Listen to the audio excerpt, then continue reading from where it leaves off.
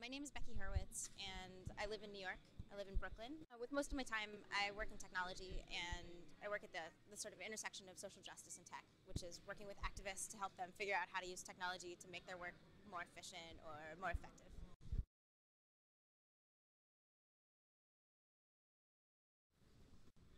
I think it's very easy for us as people to assume all sorts of things about other people's motives and lives, and I think that there's just a lack of exposure to different kinds of people, and the ease with which we're able to and willing to accept stories that we're told about other people is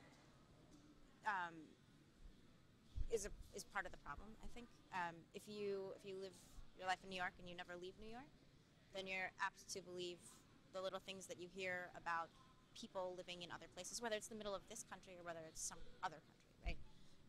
If all you have is a few limited media channels and they're all saying similar things, you just never have a chance to break out of that. I do think though that the Arab Spring was helpful in at least giving new, I mean, maybe again it's just stereotypes, but at least giving new archetypes, maybe is a better term for this, to Americans about who people from the Middle East might be and what they might want, and yeah.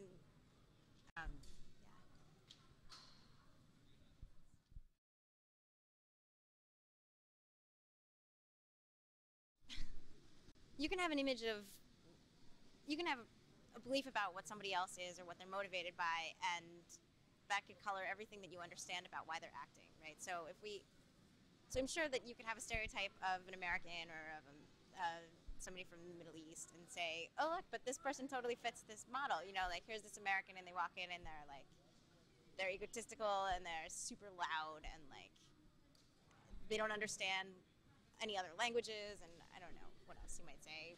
And then it's easy to convince yourself that all of the other things that you believe about Americans are also true. So I think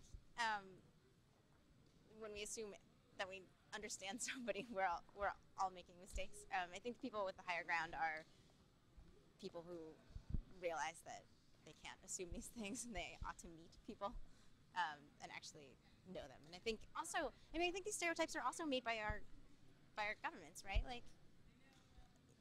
People who are really invested in ideology and in proving that one ideology is correct and another is not are the same people who are creating these stereotypes and telling us that because somebody acts a certain way, that means it's wrong.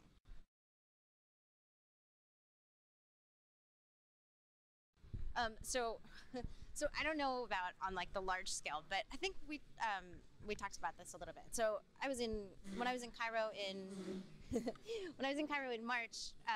One of the things that was really exciting to me was that everybody was agitating for change, right? And so students in universities were agitating to get the board members to turn over, and new professors and taxi cab drivers were rallying in Tahrir and for higher wages, and just everybody was agitating for little bits of change. And I think that if we looked at that micro level, that we would find that we have extreme amounts in common, that all those little changes are what